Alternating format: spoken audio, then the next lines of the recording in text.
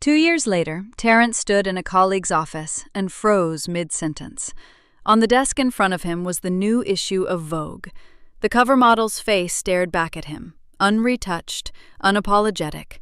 The same white birthmark he'd once called disgusting, now lit like something rare, something deliberate. Above her photograph, a headline about the multi-million-dollar beauty empire built in her name. Naomi Ellison. He hadn't thought about her in months. He'd told himself she was fine, that she'd landed somewhere small and quiet, the way he'd assumed she would. He was wrong.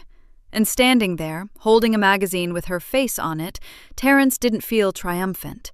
He felt something colder, the first flicker of understanding that the woman he'd discarded had built something enormous while he wasn't watching. He had no idea she'd already found the paperwork with her name on it. He had no idea what was coming, but it was already in motion. Before we dive in, comment where you're watching from today, and if stories like this speak to you, hit subscribe, because tomorrow's story is even more intense. The concealer was the third one she'd tried that month. The first two had been too pink. They caught the light wrong and made the white patch on her cheek look silver instead of skin. This one, a thick, matte formula in a small glass jar, was the closest she'd found. She had to apply it in layers, 3, sometimes 4. Pat, not rub. Let each one dry before the next. Naomi leaned into the bathroom mirror and worked the sponge across her cheekbone, down toward her jaw, blending the edges until the white birthmark that had lived on the left side of her face for all 34 years of her life disappeared beneath a layer of beige. She'd been doing this since she was 16.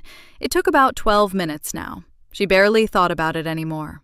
From the bedroom, Terrence's voice cut through the quiet. "Nay, the car's coming at 7. You almost ready?" "Almost," she said. She heard him adjust his cufflinks in the mirror across the hall. She heard the small, satisfied sound he made when he liked what he saw. They'd been married 9 years. They'd been together for 11. Naomi had met Terrence at 23, when she was still finishing her bookkeeping certification and working part-time at a tax office on Delaware Avenue. He'd walked in to file an extension on behalf of his first employer, wearing a tie that cost more than her rent and smiling like he already knew the answer to every question in the room. She'd thought he was confident. It took her a long time to learn the difference between confidence and performance. But he'd loved her in the beginning, or something close enough to it that she hadn't known to ask questions. Now she worked as the in-house bookkeeper for a small architecture firm called Selby plus Crane. She was good at it, genuinely good. The kind of good that meant the senior partners left her alone and trusted her completely, which was the highest compliment that type of man knew how to give. She caught discrepancies other people missed. She understood money the way some people understood weather, not just the numbers, but the pattern underneath them. At home, around Terrence, she kept that part of herself quiet. The dinner was at a restaurant called Mercer, all dark wood and low lighting, and the kind of menu that didn't list prices. Roland Pratt had reserved the private dining room for 12. Roland was Terrence's mentor and business partner. 52 years old, silver at the temples, the kind of man who laughed loudly at his own jokes because he expected the room to follow. They followed. Terrence worked the table the way he always did, a handshake here, a story there, his palm warm at the small of Naomi's back when it suited him. He introduced her to a new associate named Darren, with the easy pride of a man showing off something he owned. "This is my wife, Naomi. She keeps the books at Selby and Crane." A beat. Then, with a grin aimed at the table, "Somebody in the house has to be good with numbers, right?" Light laughter. Naomi smiled. She was used to being the punchline, the gentle, dismissive kind. Not quite an insult, not quite a joke, just enough to make her smaller in the room without leaving a mark. She sipped her water and said nothing. The red flags were things she'd trained herself not to name directly. The late nights had started about 4 months ago. Terrence had always worked long hours. That was real. That part had always been true. But these were different. These came with a particular kind of quiet when he got home. Not tired quiet. Something else. There was a new cologne. He'd worn the same one for 6 years. She'd bought it for him the first Christmas they were married. The new one was sharper, more expensive, the kind of thing you bought to impress someone who didn't already know you. And his phone. He'd never been careless with it before. Now he was careful in a different way. Screen down on the table, angled away from her on the couch, taken into the bathroom when it buzzed late at night. She told herself it was the compliance review Roland had mentioned at the last dinner. Work pressure made people strange. She knew that. She'd seen it before. She told herself that because it was easier than the other thing. She found it on a Tuesday. She was pulling his jackets from the dry cleaning pile, turning the pockets out the way she always did before dropping them at the cleaners on Fifth. The receipt was folded into a small square, the way someone folds something they mean to throw away but haven't gotten to yet. She unfolded it. The Marlowe Hotel, Suite 408. Check-in, March 14th. Check-out, March 16th. Terrence had been in Cincinnati March 14th through the 16th, a 2-day conference. He'd texted her a photo of the convention center lobby on the 14th.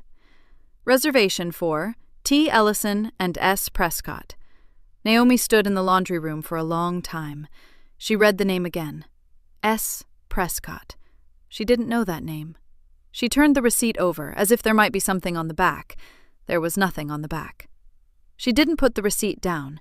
She carried it with her out of the laundry room, through the kitchen, and set it on the dining room table. Flat, centered, like a document she was filing. Then she sat down and waited. Terrence came home at 6:47. She heard his key in the lock, the particular sound of his briefcase hitting the bench in the entryway, the 2-note exhale he always made when he walked through the door. Normal sounds, the sounds of 9 years. He came around the corner into the dining room and stopped when he saw her face. Not the birthmark, her expression. "Hey," he said. "Careful." Naomi slid the receipt across the table toward him. He looked down at it. He didn't pick it up. He didn't need to. She could see in his face that he already knew exactly what it was. "Terrence," she said. Her voice was even. She'd decided that in the laundry room. "Who is S. Prescott?" A long pause. He set his briefcase down on the chair beside him slowly, like a man buying time.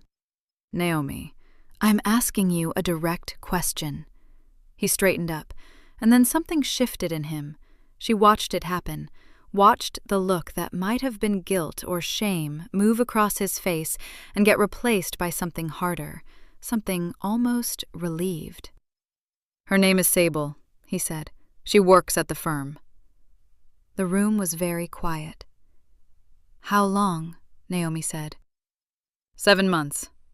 No hesitation, like he'd been waiting to say it out loud. 7 months. She counted it back. July. The new cologne had started in August, so the cologne had come after, a detail her mind filed automatically, the way it filed everything. "Are you in love with her?" Terrence pulled out the chair across from her and sat down.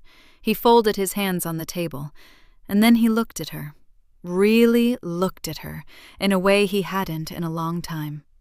She'd thought, when she imagined this moment, that he might cry, that he might reach for her hand, that she would be the one who had to hold the room together. She had not imagined this. "I'm tired, Naomi." "Tired," she repeated. "I've been tired for a long time." He said it gently, like he was explaining something to someone slow. "Do you know what it's like? Going out with you, dinners, work events, anything public, and watching people stare?" He shook his head. "Every time. Every single time." She didn't speak. "I've spent years pretending I don't notice, making excuses, cracking jokes so the table doesn't go awkward." His voice rose just slightly. "That is exhausting. I shouldn't have to live like that." "You're talking about my face," she said. "I'm talking about the fact that I deserve to walk into a room with a woman and not have everyone looking at her like something's wrong." He leaned back. "That mark, Naomi. I'm sorry, but it's disgusting. It always has been. I just loved you enough to try to get past it, and I can't anymore." The word landed and stayed. Disgusting. She felt it move through her chest like something cold. She kept her hands flat on the table. She kept her face still. "I'm leaving," Terrence said. He stood up. "I want you to know I'm not doing this to hurt you. I'm doing this because I should have done it a long time ago." He said it like a man who had rehearsed it, like he'd been building toward this version of events for months and was finally relieved to say it out loud in the right order. She watched him walk down the hall toward the bedroom. She stayed at the table while he packed. She could hear him moving, the closet opening, the drag of the suitcase from the shelf, the specific sounds of a man selecting the parts of his life he wanted to keep. It took about 20 minutes. She counted the sounds without meaning to. When he came back down the hallway with the rolling suitcase behind him, he paused at the edge of the dining room.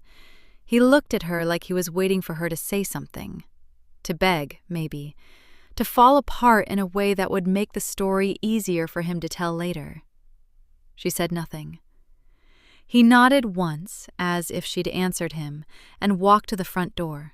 She followed at a distance. She watched him pull the door open, step out into the evening without looking back. She closed the door, turned the deadbolt. The click of the lock was the loudest sound in the house. She stood in the entryway for a moment. The bench where his briefcase always sat was empty. The coat rack had gaps in it now. The hallway mirror hung on the wall to her left. She'd walked past it 10,000 times without stopping. She stopped. She looked at herself. Really looked. Not the practiced, task-oriented glance of a woman checking her concealer before a dinner. Not the careful inspection of blended edges and matte coverage. The concealer had worn thin at the jaw. The white birthmark showed through, pale and stark, spreading from her cheekbone to the line of her chin. Unmistakable. She stood there and looked at it. She didn't reach up to cover it. She called Denise at 7:14 the next morning. She hadn't slept. She'd sat in the kitchen with a cup of tea that went cold, and when the sky outside the window turned gray and then pale, she picked up her phone. Denise answered on the second ring. She always did.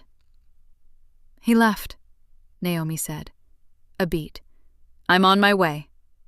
Denise arrived 40 minutes later with coffee, a notepad, and the particular look on her face that meant she was already thinking 3 steps ahead. She was a family law paralegal. She'd spent 11 years watching people fall apart in conference rooms. She knew exactly what to do with wreckage. She sat across from Naomi at the same table where the receipt had been. Naomi told her everything. The hotel receipt, the name, the 7 months, the word he'd used. Denise didn't interrupt. She wrote things down in her small, precise handwriting. When Naomi finished, Denise set down her pen. "Okay," she said. "Here's what's going to happen." "Denise." "No." Her voice was firm but quiet. "You're going to let me help you, and you're not going to feel bad about it. You've been married 9 years. You have rights. We're going to use them." Naomi looked at the notepad. "I don't want to fight over the house." "You sure about that?" "I'm sure." She thought about it all night. The house felt like a costume she'd been wearing too long. She didn't want to win it. She wanted out of it. "I just want what's mine. My accounts, my car, my things." Denise studied her for a moment, then wrote something down. "All right, we can do that cleanly. It'll actually move faster." She tapped the pen against the notepad. "He cheated, Naomi. That matters. We document it, we move, and you walk out with your head up." Naomi nodded. Her chest felt tight, but her mind was clear. "Good," Denise said, and picked up her coffee. She was out of the house within 3 weeks. She took her clothes, her bookkeeping files, the small framed photo of her mother that had lived on the bedroom dresser, and the cast-iron skillet she'd bought herself before the wedding. She left the furniture, the art on the walls, the good dishes they'd registered for together. None of it felt like her anymore. Maybe it never had. She signed the lease on a 1-bedroom apartment on the east side of the city. Small, clean, hers. The divorce filing was quiet and documented and done. The administrative job at the photography studio paid just enough to cover rent, and not much else. $12 over minimum wage, 40 hours a week, answering phones and processing invoices in a back office that smelled like developer fluid and black coffee. She didn't mind it. The work was simple, and simple felt good after years of managing the complicated emotional arithmetic of her marriage. She'd been there about 6 weeks when Julian Voss walked into her office, looking for a missing equipment invoice. He was tall, unhurried, with paint-stained fingers and reading glasses pushed up on his forehead. He found the invoice in the folder she handed him without her needing to search for it. He said thank you. He turned to leave. Then he stopped. He looked at her. Not in the way she was used to, not the quick glance away, not the careful blankness that people arranged on their faces when they thought she wasn't watching. He looked at her the way she'd seen him look at prints he was considering, like he was seeing something real. "I'm sorry," he said. "Can I ask you something?" She waited. "Your bone structure," he said, "and the coloring, the symmetry of it, the way the pigmentation moves across your jaw." He shook his head, not in disbelief, but something closer to appreciation. "It's striking. I don't mean that carelessly. I've been doing this for 15 years, and that's not a word I use often." He paused. "Would you consider a test shoot? No obligation. I think the camera would do something with you." Naomi looked at him for a long moment. Every instinct she'd spent 9 years building told her to say no, to explain that she wasn't a model, that her face wasn't the kind of face that belonged in photographs, that there must be some mistake. She said yes. The test shoot took 2 hours on a Tuesday afternoon. Julian didn't cover anything. He didn't ask her to tilt her head to hide the birthmark or catch the light at a more forgiving angle.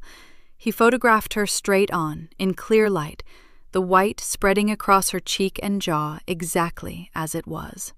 The editorial ran 4 months later under the headline, "Nothing Retouched." It was shared 2 million times in the first week. The calls came after that. 2 years moved fast when you were too busy to look back. The editorial became a national campaign for a skincare line that wanted her face and her story. The campaign became a partnership. The partnership became an equity stake, founders' equity, negotiated with Denise reading every line of every contract at the kitchen table. Naomi understood numbers. She always had. She knew what she was signing and exactly what it was worth. By the time the Vogue cover was scheduled, she was worth 8 figures on paper and growing. The cover ran on a Thursday. Naomi's face filled it, birthmark unretouched, jaw lit like something deliberate and rare. Her name sat above a single line in clean white type. "The woman who built a fortune on her own terms." Terrence saw it at Roland Pratt's desk on a Friday afternoon. He'd come in to go over compliance documents, the kind of meeting that had been happening too frequently lately, and for reasons nobody was discussing out loud. Roland had stepped out to take a call, and Terrence had sat down in the leather chair across from the desk. The magazine was sitting on top of a stack of industry papers, face up. He saw her name first, then the image. He didn't move for a long moment. He just sat there, looking at her face, that mark, the exact thing he had called disgusting in a quiet dining room 2 years ago. And the number in the pull quote beside her. 8 figures, her own company, her own name on something worth more than he'd made in his entire career. His jaw tightened. He picked up the magazine, set it back down. Sable had been texting him all morning about the engagement announcement, the photographer she wanted, the venue, the ring upgrade. He stared at the cover. Roland came back in, still on the phone, and sat down without looking at him. Terrence said nothing. He opened the compliance folder. He stared at the first page without reading it. The magazine sat on the corner of the desk the entire meeting. He didn't look at it again. He didn't need to. He already knew exactly what he'd thrown away. The text came on a Sunday. Naomi was at her kitchen table with a cup of coffee and a set of quarterly projections when her phone lit up. She didn't recognize the number at first. Then she did. Naomi. "I've been thinking about you. I saw the cover. I'd really love to talk, if you're open to it. I owe you more than I ever gave you. T." She read it twice. Then she set the phone face down on the table and went back to her projections. She didn't answer that day. she told Denise on Monday. Denise was quiet for exactly 2 seconds. That was never a good sign. "No," she said. "I haven't said anything yet." "You were about to say you're thinking of meeting him, and I'm saying no." Denise leaned forward across the cafe table. Her coffee sat untouched. "Naomi, think about the timing. The cover drops, your name is everywhere, and suddenly Terrence Ellison finds his manners? That's not remorse. That's math." "I know." "Then act like you know." Naomi turned her mug in her hands. "I want to close it myself, on my own terms, not because he finally got around to reaching out, because I decided to." She looked up. "1 coffee. I hear what he has to say, and I walk away clean." Denise studied her for a long moment. The look on her face said she didn't like it. It also said she recognized the expression on Naomi's face well enough to know the conversation was already over. "1 coffee," Denise said flatly. "Public place. You drive yourself. You leave when you want." She pointed. "And you call me the second it's done." "Yes, ma'am," Naomi said. Denise picked up her coffee. "I don't like this." "I know." They met at a place downtown. Neutral ground. Small tables, afternoon light, the low hum of other people's conversations around them. Terrence was already there when she arrived. He stood when he saw her. He looked good, which she expected. He looked tired, which she didn't. "Naomi?" He said her name like it meant something, like it cost him. "Thank you for coming. I wasn't sure you would." She sat down without hugging him. "I almost didn't." He sat. He folded his hands on the table and looked at her with an expression she recognized. The careful, constructed version of sincerity he'd always worn when he needed something. He talked about regret, about the things he'd said the night he left.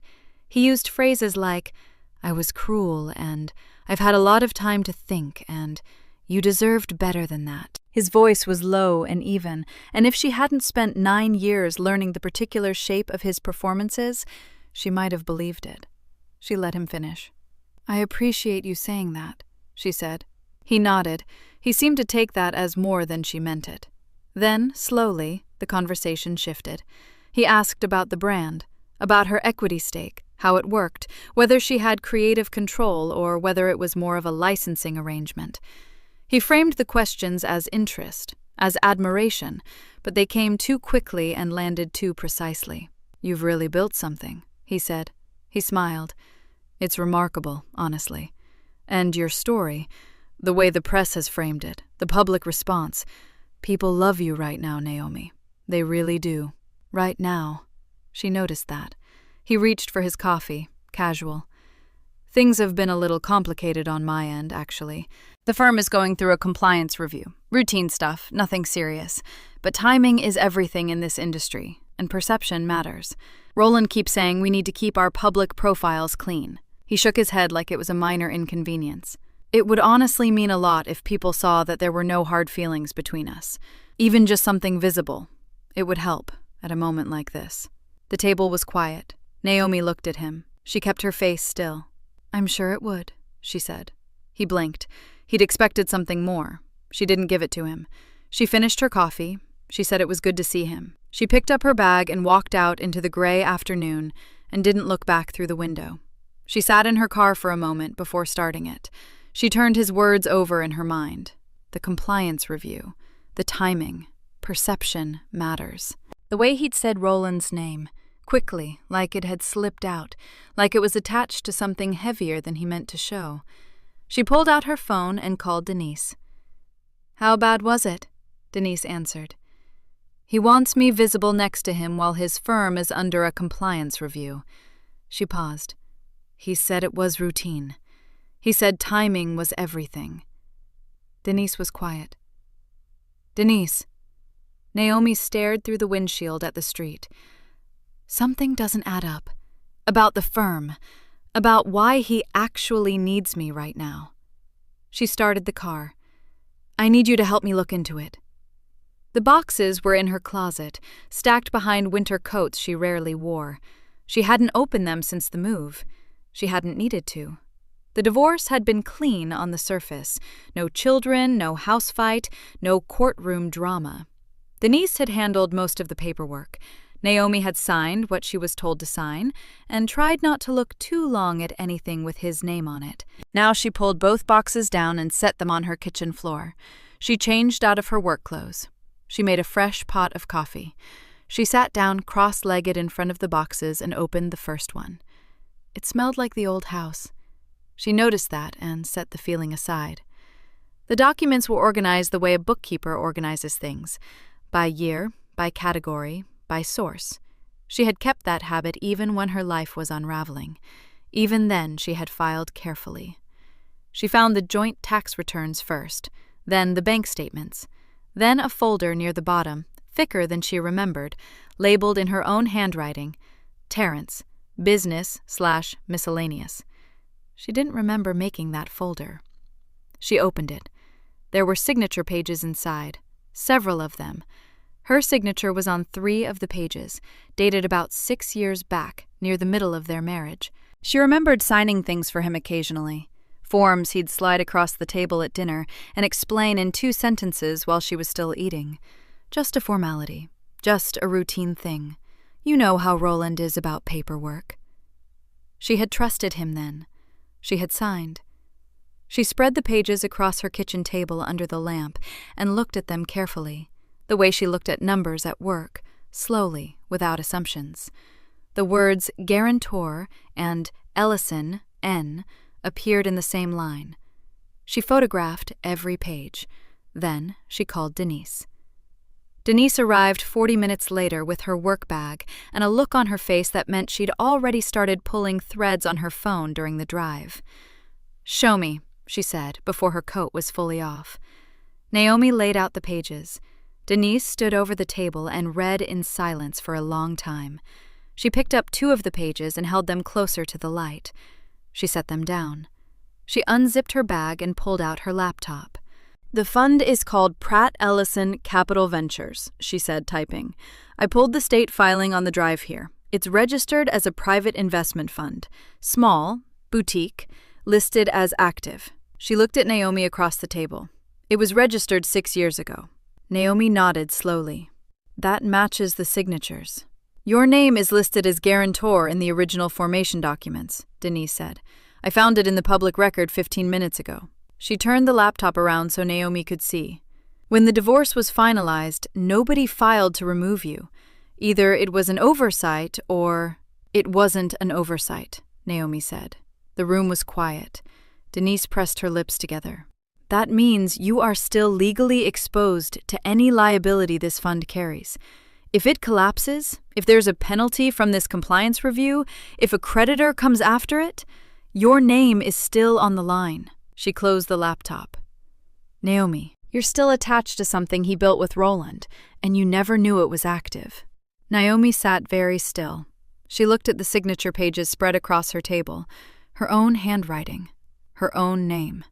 Used quietly, efficiently, like a tool stored in a drawer. She had been collateral. Not embarrassing, not something to discard out of shame. Collateral. The kind you keep close. The kind you keep accessible. The kind you let gather dust until the moment you need to spend it. The birthmark hadn't driven him away. She had become too visible, too public, too much her own person to be useful in the way he needed. Quietly attached, quietly liable, never asking questions. A famous face attached to his financial exposure was a liability he couldn't manage. So he had reframed his exit.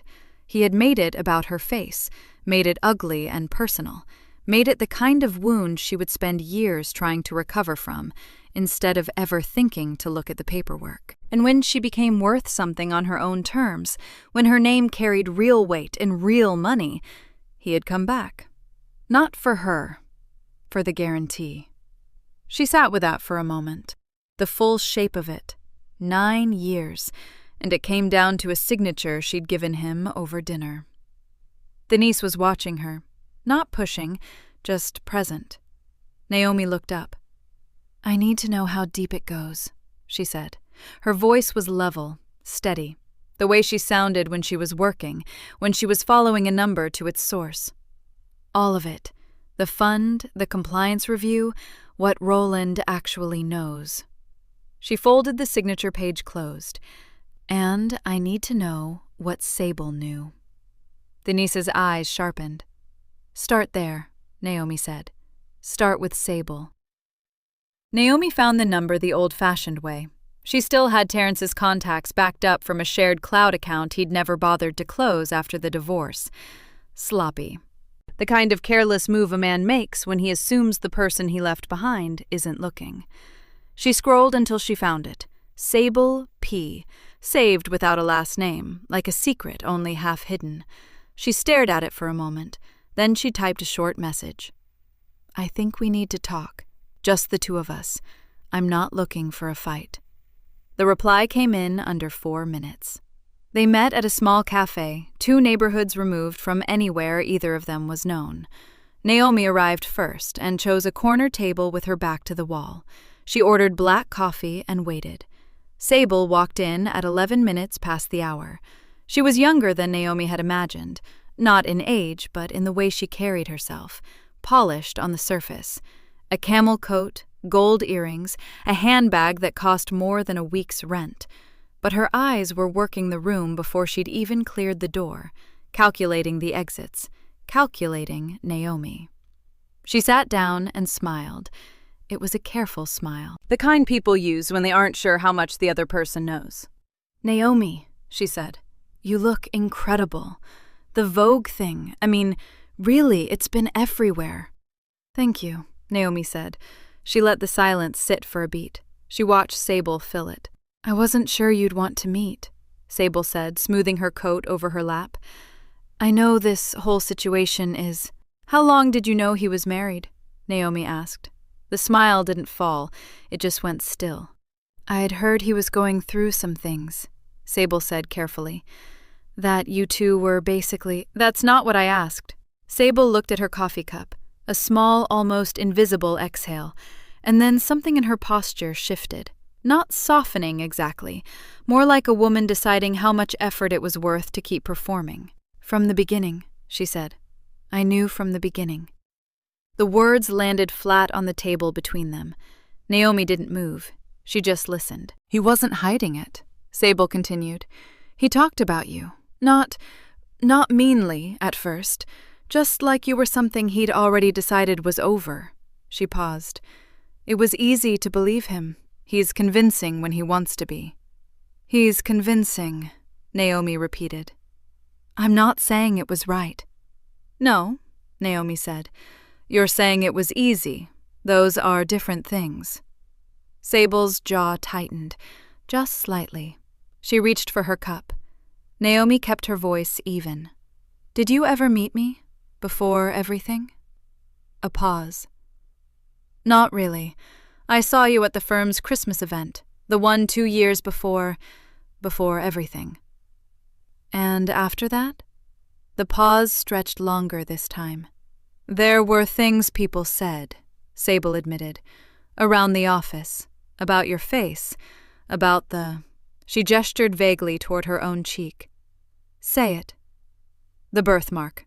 Sable said it quickly, like removing a bandage. People made comments. I made comments. It was stupid, and it was cruel, and I'm not... She stopped. Reset. It wasn't personal. Naomi looked at her steadily. You mocked my face to your coworkers while you were sleeping with my husband, and it wasn't personal. Sable had no answer for that. Naomi let the silence do its work. Then she asked the question she'd come to ask. The reconciliation, she said. Terrence reaching out to me after the cover. That was your idea. It wasn't really a question. Sable's stillness confirmed it before she spoke. I thought if he repaired things publicly... She stopped. Tried again. Your brand is worth a lot of money. You know that. And if you and Terrence were seen together, if there was some kind of... even just a public olive branch, it would have tied your name to his. To both of us. I had my attorney draw up something that would formalize that connection going forward. A structure. If any media deals or brand agreements came through a family umbrella, there'd be a defined split. The words hung in the air like smoke. Naomi turned her coffee cup slowly in her hands. You had your lawyer draft a prenup to attach your name to my earnings through him. It was illegal. You tried to make my face into your income. Sable said nothing. Naomi stood up. She pulled on her coat, one sleeve at a time. She picked up her bag. She looked at Sable one last time. The careful clothes, the gold earrings, the carefully managed expression that was finally, plainly, cracking at the edges. Thank you for being honest, Naomi said. That's the first useful thing you've done. She walked out of the cafe into the cold morning air and stood on the sidewalk for a moment, her breath rising in a thin white cloud. Then she pulled out her phone and called Denise. It's time, she said when Denise picked up. Call Julian. The three of us need to sit down tonight. She looked straight ahead down the empty street. We're done gathering information. It's time to plan. Denise's office was small, but organized in the way only someone who lived inside paperwork could manage. Every stack had a purpose, every folder was labeled. A whiteboard on the far wall was already covered in Denise's handwriting. Names, dates, arrows connecting things that didn't look connected until suddenly they did. Naomi sat across from the desk. Julian sat beside her in the other chair, quiet and still, his long fingers laced together on the table. He'd come straight from a shoot. There was still a faint streak of ink on the back of his hand. Denise stood at the whiteboard. She didn't bother with small talk. Let's go through what we have, she said, uncapping a marker. They went through all of it. The hotel receipt that started everything, the Shell investment fund, the guarantee on Naomi's name that had never been dissolved, the compliance review quietly closing in on Terrence and Roland's firm, Terrence's coffee shop performance, and then Sable. The affair she knew about from day one, the mockery around the office, and the prenup her attorney had already drafted, designed to siphon a cut of Naomi's brand earnings through a manufactured family connection. By the time they finished, the whiteboard looked like a map of everything Naomi had been too trusting to see. Denise set down her marker. Okay, here's how this works legally. She turned to face them both. First thing I'm doing is drafting the paperwork to formally sever Naomi's name from that fund. Permanently. We file it before any meeting happens, so there's no moment where Terrence or Roland can claim she was still exposed and acting in bad faith. Her name comes off that guarantee before she walks into any room with them. How long does that take? Julian asked. I can have the filings ready by morning, Denise tapped the whiteboard. I'm also documenting Sable's prenup move as a separate matter. The fact that her attorney drafted language entitling her to a percentage of Naomi's brand value through a reconciliation that was itself manufactured, that's not just gross. Depending on how the language reads, it may cross into a legitimate legal claim. Misappropriation of likeness at minimum. We document it, we hold it, and we use it if we need to. Sable had called it a structure, a formality. Naomi thought about that word and felt a slow, clean anger settle in her chest, like a stone dropping into still water. Julian leaned forward slightly. If you need a platform, something public, controlled, I can make that happen. One statement, the right outlet, you control every word. Naomi shook her head before he finished the sentence. No, she said, I'm not doing this online. I'm not making it a story for people to argue about in comment sections. She looked at him directly. These men lied to me on paper. I'm going to correct it on paper, and I'm going to say what needs to be said to their faces. That's the only way this means anything. Julian nodded once. He didn't push. That was one of the things she trusted about him. He knew when to stop. So we need them in a room, Denise said. We need them in a room, Naomi agreed. And they need to think it's their idea. She set her hands flat on the desk. We reach out to Terrence. I tell him I've been thinking about the old paperwork, the guarantee, the shared accounts, the loose ends from the marriage. I tell him I want to sit down, review everything, and sign whatever needs to be signed. She paused. We let him think I'm cooperating. that I'm finally playing along." Denise smiled. It was not a warm smile. "So he brings Roland." "He brings Roland," Naomi said. "Because he's going to want a witness. He's going to want someone in the room when the woman he used signs her name where he tells her to." The room was quiet for a moment. Julian looked at the whiteboard, then at Naomi. "And instead, Naomi said, "I bring everything we have." Denise was already pulling up a document template on her computer. Julian sat back in his chair and said nothing more. There was nothing more to say. Naomi picked up her phone and typed the message to Terrence herself. Short, measured, nothing in it that would set off any alarm. "I've been thinking. I'd like to sit down and go through the old paperwork together. Properly this time. I think it would be good for both of us to close this out cleanly." The response came in less than 6 minutes. "Absolutely. Yes, I'll set it up. So glad you reached out, Naomi." She read it twice. She could hear the relief bleeding through every word. She closed her phone and set it face down on the desk. "He confirmed," she said. Neither Denise nor Julian said anything.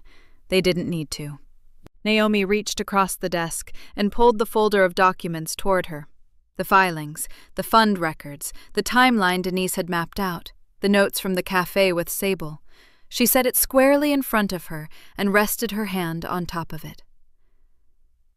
"I'll be ready by morning," she said. The conference room was on the 14th floor. Naomi had been in rooms like this before. Polished wood tables, leather chairs, windows that made the city look small and manageable. She'd sat in rooms like this as Terrence's wife, quiet and careful, making herself easy to overlook. She wasn't that woman today. She took the elevator up alone. She was wearing a deep charcoal blazer, no scarf, no high collar. Her birthmark was uncovered the way it had been uncovered on that Vogue cover, fully, deliberately, without apology. Her folder was tucked under her arm. Her hands were steady. The receptionist led her down a carpeted hallway and opened the conference room door. Terrence was already seated. Roland Pratt sat beside him, a large man in his early 50s, with silver at his temples and the careful posture of someone used to controlling how rooms perceived him. He wore a dark navy suit. His tie was straight. His expression was neutral in the practiced way of a man who had spent decades deciding what to reveal and what to bury. Both of them looked up when Naomi walked in. Terrence's expression shifted fast. Surprise first, then something that tried to become warmth. He stood. "Naomi," he said her name like it was a gift he was offering her. "I'm really glad you came." She sat down across from them without responding to that. She set her folder on the table. She didn't rush. Roland nodded at her with the kind of courtesy that was more habit than feeling. "Ms. Ellison, it's been a while." "It has," she said simply. Terrence settled back into his chair. He was wearing new cufflinks. His cologne was the same one she'd first noticed 2 years ago, the one that had made her stomach drop when she smelled it on him late at night. He looked relaxed. He looked like a man who thought this meeting was already going his way. "I think it's really mature," he said. "What you're doing here. Coming in to sort this out. After everything." He paused, tilting his head slightly. "I think we can all move forward from this cleanly." Naomi opened her folder. She didn't look up at him. She took out the first document and placed it flat on the table, facing them both. "This is the original guarantor agreement," she said. "The one you had me sign in year 3 of our marriage. You told me it was standard paperwork for a joint investment portfolio." She moved to the next page. "This is the actual fund registration. Pratt Ellison Capital Holdings, LLC. A shell fund, not a joint portfolio." She set it beside the first. "And this is the record of the capital movement. Specifically, the transfers made into that fund while the compliance review was already open." The room was very quiet. Terrence's expression hadn't fully changed yet. He was still trying to find the angle. She could see him working through it, the small calculation behind his eyes. Roland had gone very still. She placed a third document on the table. This is the filing my attorney completed yesterday morning. It formally and permanently severs my name from that fund. As of 9:04 a.m. today, I am no longer the guarantor on anything connected to your firm. The sound Roland made was almost inaudible, a short exhale through his nose. She looked up then. She looked at Terrence directly. "You didn't leave because of my face," she said. Her voice was even. "You left because a compliance review was opening, and a wife who worked with financial records was a liability you couldn't manage. You needed distance, and you got it by making sure I was too ashamed and too broken to look at a single document you'd put my name on." Terrence opened his mouth. "Don't," she said, quietly. Just the one word. It landed like a door closing. He closed his mouth. Roland had picked up the fund registration. He was reading it with the focused, rigid attention of a man calculating damage. He set it down slowly. "Terrence?" His voice was low, controlled. Terrence turned toward him. "You told me her name had been removed after the divorce." Roland's tone had no warmth in it at all now. The mentor was gone. What was left was a man protecting himself. "You told me that was handled." "Roland, The review board receives our documentation on Thursday." Roland's jaw tightened. He looked at Naomi, then back at Terrence. "Her name being attached to this fund, while she is now a public figure with a nationally recognized brand, is exactly the kind of association that confirms what they're already looking for." He straightened his papers into a neat pile with both hands, the way a man tidies a desk he is about to leave for good. "The firm cannot carry this." "You're not serious." "I'm going to call legal before I'm out of the building." Roland stood. He looked at Terrence with something flat and final in his eyes. "We're distancing from your involvement, effective immediately. You'll hear from our attorney by end of day." Terrence sat back in his chair. The confidence had bled out of his face. He looked smaller. He looked like what he actually was, a man who had spent years building leverage on borrowed names and was only now understanding that the collateral had stood up and walked back in. He turned toward the door, as if looking for something or someone to anchor himself to. Naomi was already turning to face the other side of the table. Sable Prescott was seated at the far end of the table. Naomi hadn't looked at her yet. Not directly.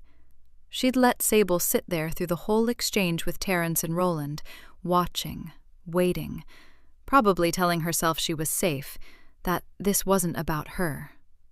Now Naomi looked at her. Sable was put together in the way she always was, a cream-colored blazer, her hair pulled smooth, small gold earrings. She had the kind of face that arranged itself into innocence easily. She was doing that now. Her hands were folded on the table, her chin was lifted just slightly. "I didn't come here to talk to you," Sable said. Her voice was careful. "This is a business meeting." "It is," Naomi agreed. She reached into her folder. She pulled out a single printed sheet and slid it across the table toward Sable. "That's a time-stamped email chain between you and Terrence. The earliest message is dated 11 months before our divorce was filed." She let that sit for a moment. "Not after. Before." Sable looked down at the paper. Something moved through her expression, fast and small. "You told me you didn't know he was married," Naomi said. "You said that to me, at the cafe. You used the word cornered when I asked you directly, like it had been something that happened to you." Naomi's voice stayed even. "Those emails say otherwise." Terrence said nothing. He was staring at the window. Naomi pulled out a second document. She placed it next to the first. "This is the prenup your attorney drafted 6 weeks after my Vogue cover published. Specifically, and I want to make sure I say this clearly, it includes a clause entitling you to a percentage of any media or brand deal income generated by Terrence Ellison's family connections and associated public figures." She looked up. That language was written around my name, around my brand, around what I built. The innocence on Sable's face was not holding the way it had been. You tried to attach yourself legally to a fortune I made without you, without Terrence, and without any contribution from either of you. Naomi's voice didn't rise. It didn't need to. You had a lawyer do it. You signed it. You planned it. Sable turned to Terrence. That was her mistake. Terrence had nothing left to give her. He was a man sitting in the rubble of what he'd thought was a controlled situation, and the look he gave Sable back was empty. Not apologetic, not protective, just empty. The look of a man who had already started calculating his next move and had not included her in it. Sable saw it. Her jaw tightened. Something shifted behind her eyes. Not grief, but fury. And then, underneath that, the cold shock of someone who had bet everything on the wrong hand. Terrence. Her voice cracked slightly on his name. He looked away. Denise spoke from the side of the room, where she'd been standing quietly the whole time. Her voice was professional, unhurried. The prenup clause naming Naomi's brand as a calculable marital asset constitutes an unauthorized attempt to commercially leverage her likeness and name. Our legal team has flagged it as a potential claim. She paused. That documentation has already been forwarded to Naomi's brand attorneys. Sable's folded hands came apart. She pressed one palm flat against the table. Roland, who had been buttoning his jacket in preparation to leave, paused. He looked at Sable with the same flat, evaluating expression he'd turned on Terrence minutes earlier. "You're a leasing associate at this firm," he said, simply, like he was reading it off a list. "Given what's unfolding here today, and given that our legal team will be reviewing every professional association tied to Terrence's conduct, your continued position would create a direct conflict."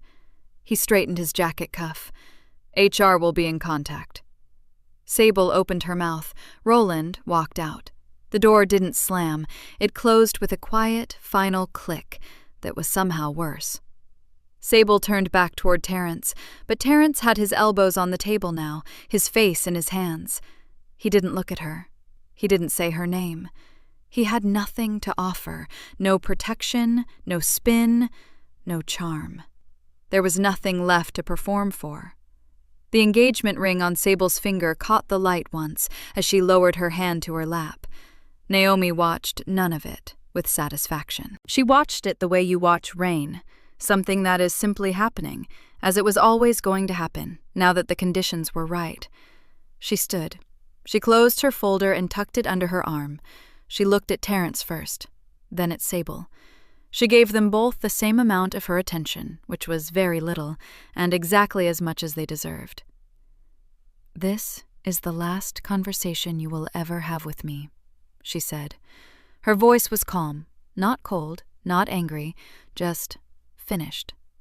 She picked up her bag from the back of the chair. She walked to the door. She opened it herself. She didn't look back. She walked down the carpeted hallway, past the receptionist, and pressed the elevator button. The doors opened. She stepped inside. The doors closed behind her. The studio smelled like warm light. That was the only way Naomi had ever been able to describe it. The particular smell of Julian's space when the big softbox lamps were on. Something between clean linen and heated air. A smell that had come to mean safety to her in a way very few things had.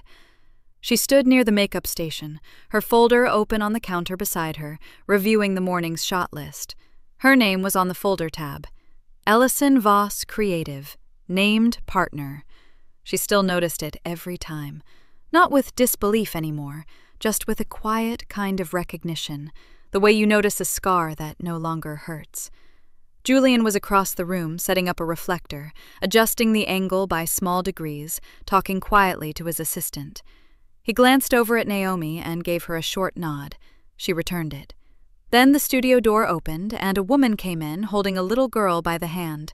The girl was 7, maybe 8. She had a condition that spread across her neck and up one side of her face in patches, pale and pink against her brown skin, uneven, impossible to miss. She was wearing a yellow dress, and her hair was in 2 puffs, and she was looking at everything in the studio with very wide eyes. She looked at Naomi. Then she looked quickly at the floor. Naomi recognized that look. She had worn it herself for 34 years. She closed her folder and walked over. She crouched down so she was at the girl's level. "Hey," she said. "What's your name?" The girl glanced up briefly. "Maya?" "I'm Naomi." She didn't rush. She let Maya look at her face, at the white birthmark spreading from her cheekbone to her jaw, unretouched, unhidden. She watched Maya take it in. "You nervous?" Maya gave a tiny nod. "Me too," Naomi said. "I was nervous the first time I was in this studio. I thought everyone was going to stare at me." She paused. "Do you know what I found out?" Maya shook her head slowly. "That being looked at and being seen aren't the same thing." Naomi kept her voice soft. "People used to look at my face all the time, but most of them weren't really seeing it. They were just reacting to it because it was different, and different made them uncomfortable." She tilted her head gently. "That's their problem, not yours." Maya was fully looking at her now, not at the floor. "Nobody told me that when I was little," Naomi said. "I wish somebody had. So I'm telling you." She held the girl's gaze. "Your face is not the problem. It was never the problem. It is not something to fix or hide or apologize for." She said each piece slowly, clearly, the way you say things you mean completely. "It is just your face, and it belongs to you." Maya didn't say anything, but something in her shoulders came down. Her mother, standing just behind her, pressed 2 fingers to her mouth and looked away toward the window. Julian, who had stopped pretending to adjust the reflector, quietly went back to work. Naomi heard about Terrence the way she heard about most things that no longer concerned her.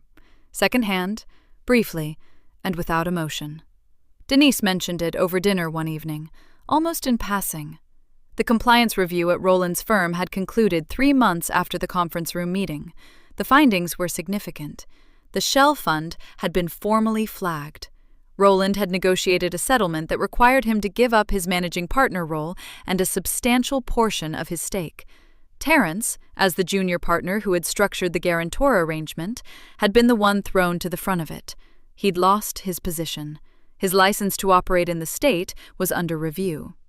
The last Denise had heard, he'd move somewhere cheaper and quieter, away from the professional circles that had once been impressed by him. Naomi had listened, nodded once, and asked if Denise wanted more wine.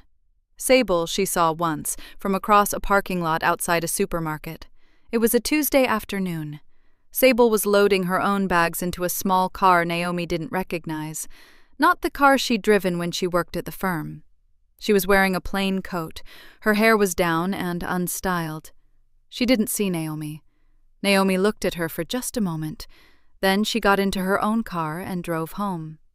That evening, she stood in her bathroom. The light in there was honest. No fancy lighting like at the studio, just a clean, straight bulb above the mirror that showed everything exactly as it was. She looked at her reflection. The white spread from her cheekbone to her jaw, the same as it had always been. It had not changed. It was not going to change. It was the same face that had looked back at her from that hallway mirror on the night Terrence left. The same face she had covered with concealer for 9 years of work dinners.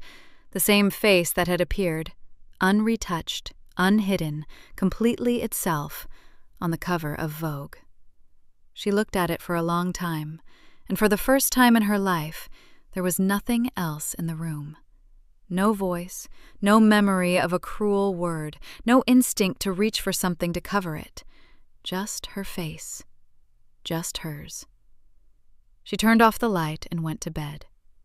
Thank you for watching until the end. If this story meant something to you, hit subscribe and turn on notifications. I've got 2 stories on the screen that you have to watch next. Have a great day!